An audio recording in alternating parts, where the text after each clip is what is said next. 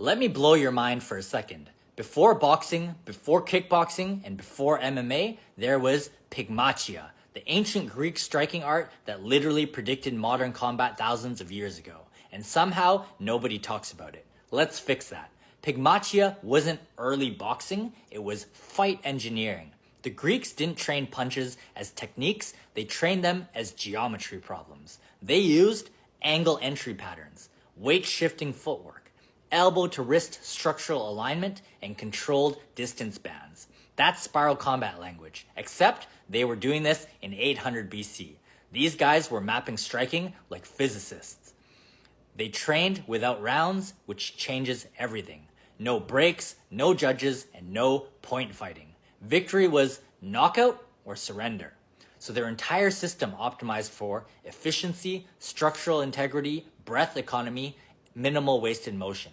AKA exactly what modern MMA is rediscovering after 30 years of trial and error. The posture is freakishly similar to elite UFC strikers today.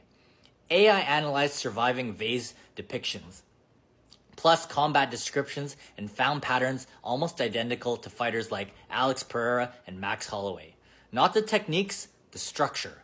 Shoulders slightly rolled, chin tucked, rear hand guarding the center line, feet in a narrow stagger stance to minimize linear exposure. Bro, ancient Spartans were already anti-chin exposure specialists. The part nobody knows, they trained for bone-on-bone striking. No gloves, no wraps, just raw hand and target. This created techniques you never see in modern boxing because gloves replaced them. Vertical line punches, knuckle spears, bone ridge scrapes, rotational forearm impacts. In MMA, those mechanics still work, they just get hidden under modern training systems.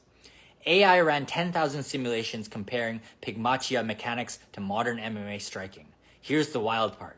The Pygmachia stance plus movement style produced 12% fewer linear exposure openings, 9% more defensive angle steals, and 15% reduced energy burn over long rounds. Translation? That wasn't primitive, it was optimized human combat. So here's the debate. If a modern UFC fighter trained real Pygmachia mechanics for 12 months, would it give them an edge? Comment below, yes, ancient geometry still wins, or no, modern MMA evolved too far. And for the full angle maps, simulations, and real SGA breakdown behind these ancient systems, go to spiralcombat.com.